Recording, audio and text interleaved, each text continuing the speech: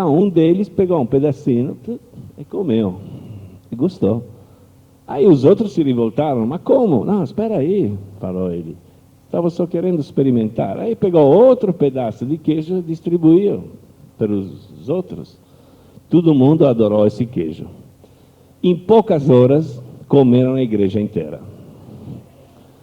Daqui a pouco o Sérgio chegou e falou: ah, tá vendo? Vocês ciganos que não prestam, vocês não prestam mesmo, comeram a igreja, e agora vocês estão sem igreja. É o chefe sábio do cigano respondeu: você está enganado, Gajo. Gajo é como nós falamos dos não-ciganos. Você está enganado, Gajo. A nossa igreja está dentro de nós.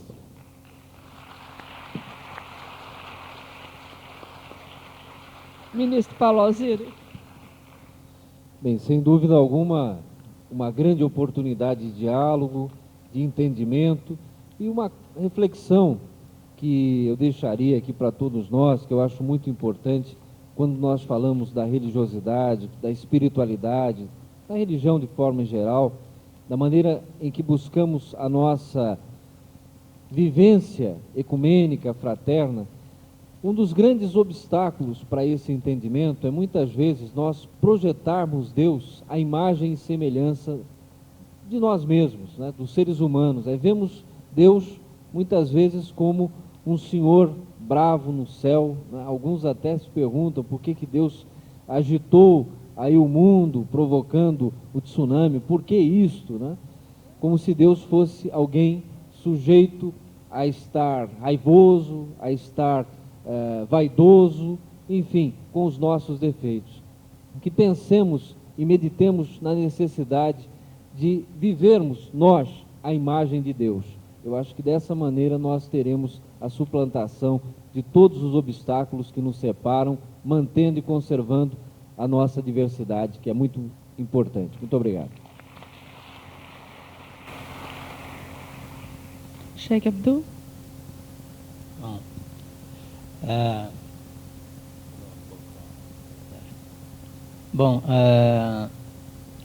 Nós devemos entender a religião, ou a revelação, ou o texto sagrado revelado para nós, como um manual de instrução, né? Nós somos criaturas de Deus, fomos criados por Ele. Então, o único que compreende tudo o que abrange o ser humano é Ele. Como ele pensa, como ele age, como ele sente, o que vai fazer, o que deixou de fazer, tudo. Deus é onisciente. Então, quando ele cria, ele orienta a criação, e isso é uma das indicações da sua própria misericórdia para com as suas criaturas. Não deixou a criatura assim, atua sem orientação. Igual aquele que fabrica uma máquina, igual esse aparelho de som que está transmitindo as nossas palavras para vocês. Se o operador não seguir a instrução do fabricante, que é editado ou impresso no manual de instrução, não vai conseguir fazer o que está fazendo agora. Se nós queremos o bem-estar de toda a humanidade, temos que seguir a orientação do Criador de toda a humanidade. Então a religião não veio para escravizar você. A religião ela veio para facilitar a sua vida, para facilitar o seu convívio com os demais, mesmo que não seja da mesma. Então, para você melhorar o nível da sua vida, seja coerente com aquela religião que você adotou, que você optou por ela, uma opção garantida por Deus, o Criador. Seja coerente com aquilo que você adota, nós vamos ser felizes e vamos conseguir viver em paz.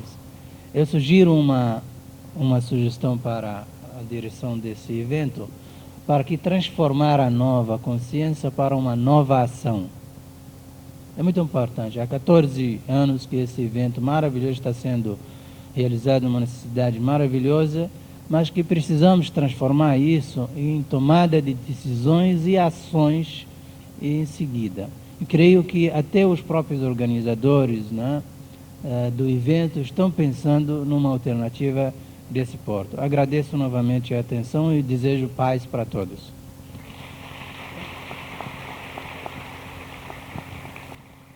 Nanamakari Bahodanija Sarva Shaktis. Nós compreendemos que Deus tem infinitos nomes e se manifesta de infinitas maneiras.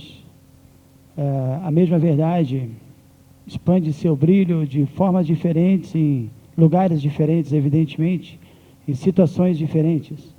E um dos nomes dele, que nós utilizamos muito, é Achintya, ou seja, ele é inconcebível.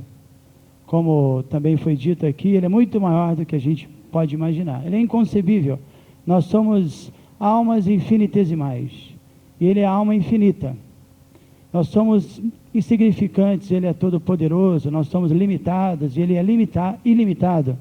Então, como que o limitado vai compreender o ilimitado? Ou o insignificante vai compreender o todo-poderoso? Ou o infinitesimal vai entender o infinito? Isso não é possível através de um esforço partindo de nós apenas, pessoal. Mas, nessa mesma lógica, invertendo ela, o infinito ou o ilimitado pode se revelar ao limitado. Porque se ele não pudesse, ele também seria limitado. Então ele pode se revelar. E quando ele vai se revelar? Quando houver um desejo genuíno, um desejo sincero, e aí entra um ponto em comum em toda religião: humildade. Porque se a gente quiser falar contra o preconceito, a gente vai ter que falar de humildade. A gente vai ter que aceitar a nossa condição insignificante, nossa mente impura, descontrolada, a nossa inteligência também impura e limitada. Então, no Bhagavad Gita, que é o nosso livro mais importante, existem muitos versos que tocam nesse ponto. Por exemplo, um que me veio à cabeça agora, que eu quero finalizar com ele, era o 10º capítulo, quando Krishna diz: Teshan satata yuktanam bhajatam priti purvakan dadami buddhyogantam yenamam upayantite. Ele diz a todos aqueles que estão devotados, me adorando da sua maneira, não importa. Ele diz: dadami buddhyogantam, eu, morando em seus corações, darei a inteligência buddhi, yoga, espiritual, yenamam upayantite, através da qual eles podem vir a mim. Então, se nós formos sinceros, se nós fizermos a nossa parte de o adorarmos com sinceridade, ele está dentro do nosso coração. Não existe ninguém mais próximo do que nós. Até porque o conhecimento necessário, esse amor a Deus, que é a meta de toda a religião, ela não vem de fora para dentro. Já está dentro de todos nós. Nityasida Krishna Prema Sadhya Kavunai Shavanadi Shuddha Chitte Karayudai. Esse verso explica que o amor a Deus é a condição eterna. Qualquer outro tipo de amor, qualquer personalidade que nós possamos manifestar, qualquer coisa como isso, é apenas coisas temporárias. Você troca de corpo, você esquece a sua identidade, por aí vai. Mas o amor a Deus é a condição original. Porém, ela está coberta. E esse verso diz: Shada Kabura não é algo que vem de outra fonte, ela está dentro de você. Então, Shavanadi Shuddha Chitte Karayudaya. À medida que nós ouvimos sobre isso, esse som espiritual, ele produz esse despertar. Então esse evento é infinitamente auspicioso, porque se propaga esse som, essa glorificação a Deus de diferentes maneiras por pessoas empenhadas seriamente nisso. Então esse ouvir desperta esse sentimento e Karayudai, nós podemos então desenvolver a nossa consciência espiritual. Então eu tenho mais a que agradecer. Já tive a oportunidade de estar aqui desde o 2º ano. Eu costumo alternar, eu venho um ano, não venho outro, por outros afazeres. E para concluir, eu só quero dizer que hoje à tarde, às 5 da tarde, eu tenho uma palestra no Motiva, Auditório 3, das 4 às 6. Ontem estava bem cheio, até agradeço que o pessoal participa muito. E eu estou lançando alguns livros e alguns CDs. E informalmente eu vou lançar aqui, de uma forma até brincando aqui, que eu vou lançar mesmo. E quem ganhar, ganhou. Quem pegar, pegou. É um CD de mantra. É um lançamento. Não, é simples, por favor, tranquilos, né? Vou lançar aqui um CD, tá bom? De mantra. Pronto, tranquilo. Eu vou lançar um livro aqui. Uma maneira de lançar informal, né? Obrigado.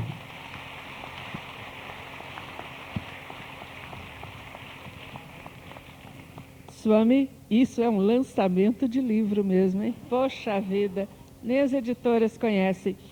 O Yorubá tem por hábito falar por provérbios. Vamos ver.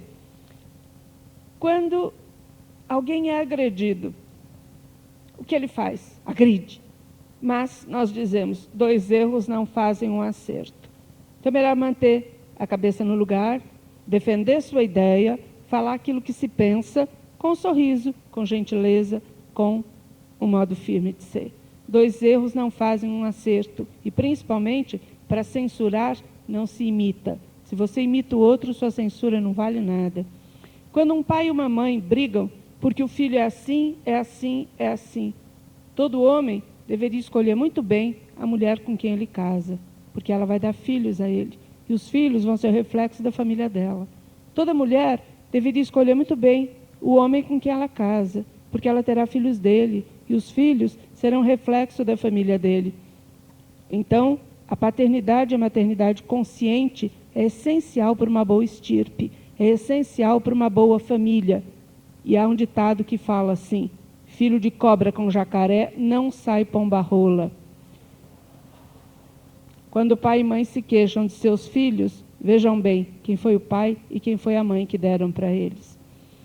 Quando nós dizemos que Olodumare, o Deus Criador, nos deu 2 ouvidos e uma boca, é para que nós ouçamos e falemos pouco.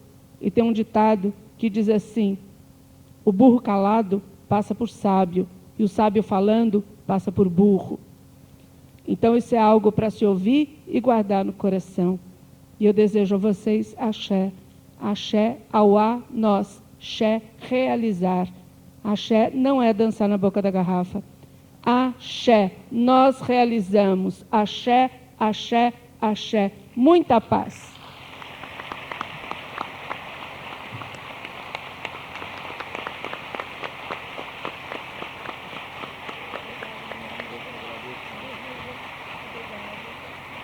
Pois bem, antes de encerrarmos a programação da manhã com a palestra do professor, do Dr. Marcelo Barbosa Pessoa, da Seitonoye, temos uns avisos referentes a uma temática que foi apresentada aqui. Primeiramente, com relação à cartilha sobre diversidade religiosa.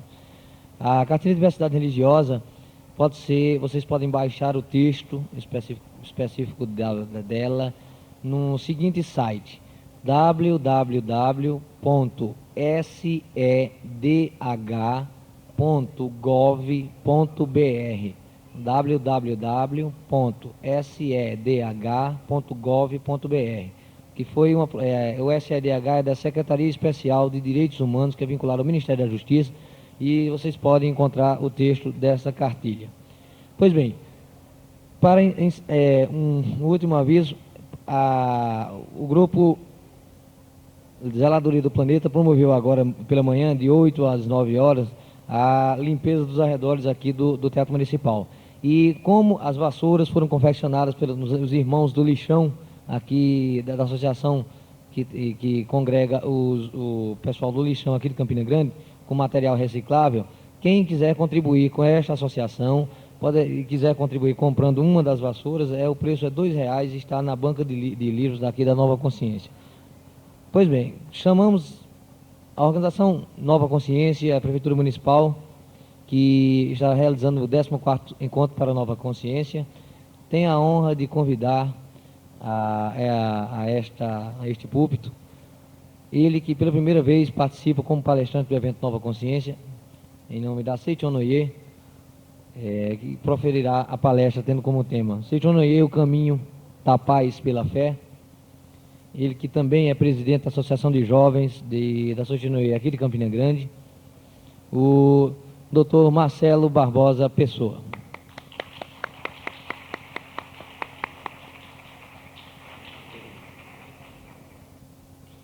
A todos, bom dia. Muito obrigado. Muito obrigado a todos que aqui se encontram. Eu preciso dizer que para mim é uma satisfação muito grande estar aqui nesse encontro para a Nova Consciência.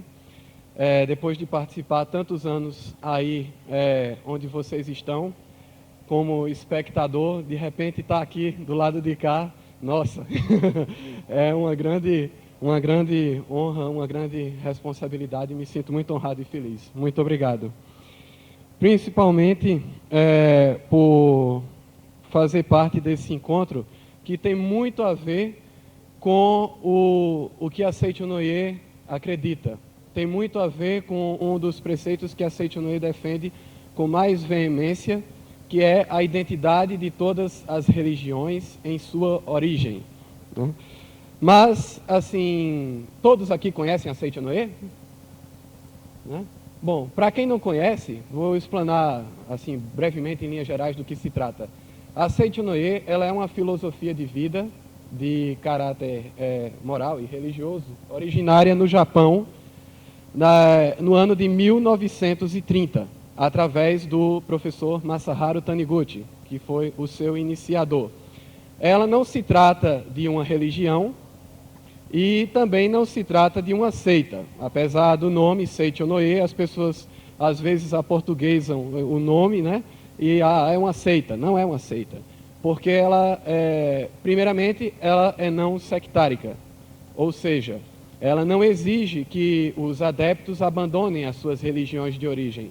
Pelo contrário, através do ensinamento transmitido pela Seichonoye, ela faz com que as pessoas se voltem mais para a sua religião, se voltem mais para a sua doutrina de origem e, desse modo, possam vivificá-la de uma forma mais intensa, de uma forma mais forte. Né? Mas, assim, no Japão, ela existe, devido à legislação local, ela teve que ser registrada como uma religião, mas em todo o mundo ela é uma filosofia de vida de caráter religioso e prático. Bom, feitas as devidas apresentações, né, vamos ao que interessa, né, que é o caminho da paz pela fé. A Seichonoye, quando foi iniciada em 1930 pelo professor Masaharu Taniguchi, ela recebeu a denominação também de Movimento de Iluminação da Humanidade. E ela surgiu num período conturbado, em que o mundo vivia uma grande instabilidade, tanto política quanto econômica. E nesse período de grande instabilidade social, foi que surgiu a Seichonoye. Alguns anos após, eclodiu a Segunda Guerra Mundial. E desde então, surgiu como uma necessidade premente a discussão da paz mundial. Até que, alguns anos mais tarde, a mesma Seichonoye lançou o Movimento Internacional de Paz pela Fé. É outra designação pela qual a Seichonoye atende, na qual ela difere da primeira apenas em alguns poucos aspectos que dizem respeito justamente à paz. Né? O primeiro deles é que o Movimento Internacional de Paz pela Fé evidencia que o objetivo da Seichonoye é a consolidação de um Estado ou de uma situação em que não haja guerra entre as nações e todas elas possam prosperar através da coexistência e colaboração recíprocas. A outra característica é que ela evidencia que essa paz mundial não vem através do poder político ou armas nucleares, mas sim da fé em Deus absoluto e único. E a terceira característica é que, na qualidade de movimento internacional, a elaboração e execução de planos e diretrizes que são postos em prática de modo organizado e em cooperação mútua, unindo representantes de diversos países em torno de uma mesma meta, de uma mesma finalidade, que é a paz mundial. Então, resumindo, trocando em miúdos, né? Seichonoye, Movimento de Iluminação da Humanidade e Movimento Internacional de Paz pela Fé são a mesma coisa. A única questão é que o Movimento Internacional de Paz pela Fé, ele dá um enfoque especial à questão da paz mundial. Certo? E a Seichonoye, ela é uma palavra japonesa que quer dizer lá do progredir infinito, somente complementando o significado dela. No mundo atual, ficou evidente, isso é notório em todas as pessoas, de que é muito urgente, muito necessário se ter fé. Né? As pessoas costumam dizer, tenha fé em Deus, né? Aumente a sua fé em Deus. E até mesmo em alguns cultos, em algumas missas, em algumas celebrações, costuma-se dizer: Senhor, aumentai a minha fé, né? Mas, hoje em dia, se sabe que apenas ter fé também não é suficiente. No ano de 1996, um japonês chamado Shoko Asahara, fundador de uma seita lá no Japão, ele e seus seguidores deliberadamente lançaram gás sarin no metrô de Tóquio, intoxicando e matando algumas pessoas. 5 anos mais tarde, o Osama Bin Laden e seus companheiros, né, seus seguidores, também decidiram fazer uma coisa parecida, sendo que em proporções maiores, né, e promoveram os atentados do 11 de setembro. E eu lanço essa pergunta: o que o Osama e o Shoko Asahara têm em comum, bem como seus seguidores? O que eles têm em comum é que são igualmente pessoas de fé, são líderes de fé, por incrível que pareça, né? Mas o X da questão aí é o seguinte: que fé é essa que eles professam? Então, como eu disse antes, no mundo de hoje em dia não basta simplesmente ter fé, é necessário que a humanidade tenha uma fé correta, pois uma fé equivocada ela pode ser prejudicial para toda a humanidade. E a demonstração mais prática e mais evidente disso está justamente nesses atentados ocorridos em Tóquio, ocorridos nos Estados Unidos em 2001 e em tantos e tantos outros atentados que a gente costuma assistir pela televisão, nos jornais, que são promovidos justamente por seguidores de correntes religiosas, né? Mas, além de serem pessoas de fé, como eu disse, eles também têm uma característica em comum. Justamente devido a essa posição radical que eles assumem, eles praticam o que se tornou muito em voga hoje em dia discutir, que é o fundamentalismo religioso, né? E uma das principais características do fundamentalismo religioso, nós, de tanto isso ser discutido, nós já sabemos. A primeira delas seria interpretar as escrituras sagradas ao pé da letra, interpretar cada palavra contida nas escrituras sagradas de todas as religiões de forma literal, tal e qual ela se apresenta. A segunda tem uma ligação lógica com a primeira. A partir do momento que se interpreta essas escrituras de forma literal e acredita-se que, por exemplo, se pensa, a minha filosofia, a minha religião, ela é a mais correta porque ela tem interpretação melhor da Bíblia, ou do Alcorão, ou das escrituras budistas, todas as outras estão erradas. Então, a segunda característica é essa: encarar todas as outras religiões e segmentos filosóficos de forma antagônica. E a terceira é justamente assimilar somente as partes que lhe interessam. Uma das características desses livros, tanto da Bíblia como do Alcorão e das escrituras budistas, é que eles são muito volumosos. E, ao longo de suas páginas, eles abordam temas mais variados, das formas mais variadas possíveis. Então, para um fiel que interpreta tudo aquilo de forma literal, vai chegar um momento em que ele fatalmente irá perceber que aquele livro está se contradizendo, que aquele ensinamento está se contradizendo. E daí, o que é que ele vai fazer? Ele vai assimilar as partes que lhe interessam, né? Vai pensar, isso daqui se encaixa mais na minha vida, eu posso praticar. O resto, deixa para lá, né? Então, um exemplo disso, um exemplo prático disso, é que o Alcorão e a própria religião islâmica, a qual eu admiro muito, muito mesmo, eles preconizam a paz, preconizam o amor, preconizam o respeito mútuo entre as religiões, de acordo com conforme foi explanado de forma tão brilhante aqui pelo Sheik, né? Mas por que ocorre tanta guerra em nome do Islã? Por que eles promovem tantos atentados? E assim, da mesma forma, de forma análoga, tantas e tantas outras religiões, além do Islã. Porque eles interpretam alguns trechos de forma muito literal. No Alcorão, há uma passagem em que eles condenam toda forma de violência. Toda forma de violência.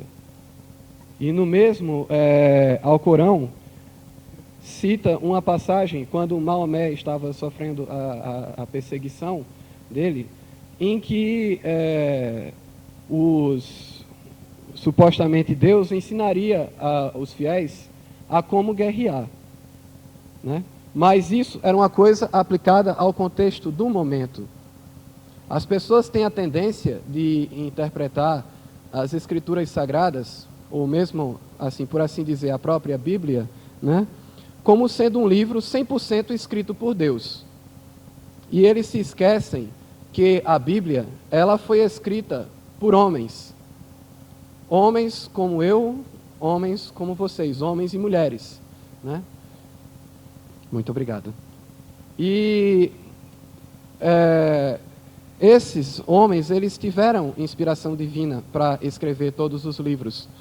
Mas com o passar do tempo, algumas partes foram subtraídas, outras foram acrescentadas, né?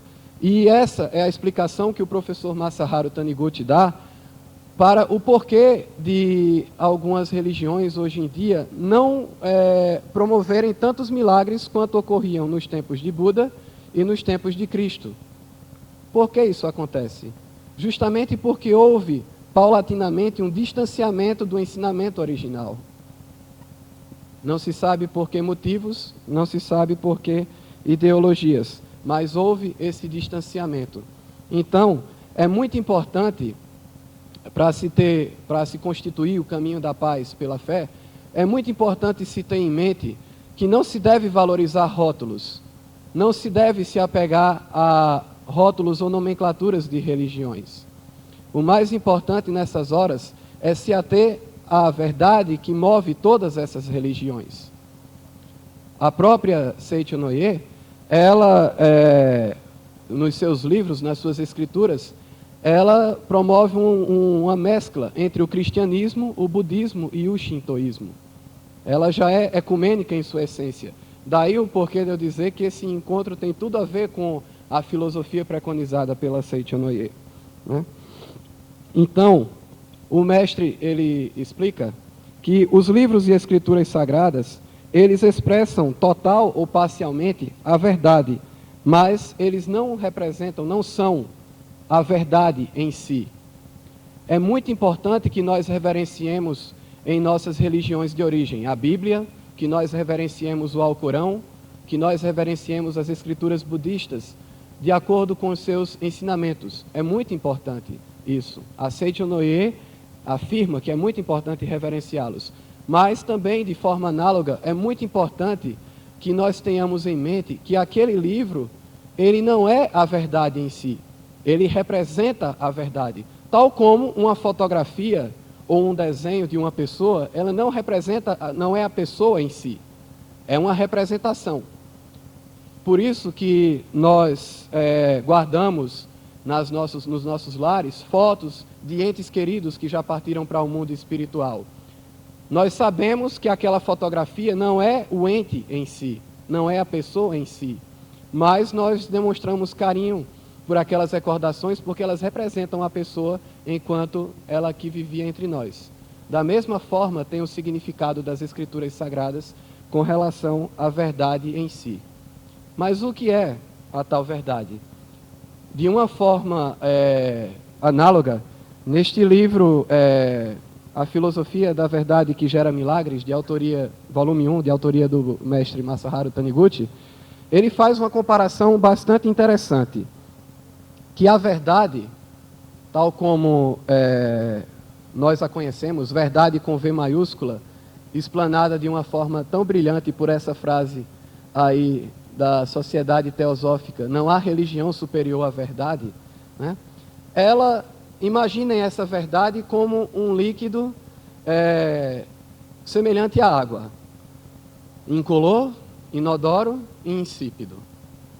E as pessoas conhecem essa verdade, mas por acharem tão parecida com a água, né, acabam esquecendo de ingeri-la. Né? Até que um religioso, ele descobre essa verdade, essa vitamina chamada verdade, e coloca nela uma coloração amarela e coloca nela também um aroma de cravo, e passa a divulgar essa verdade, essa vitamina, né?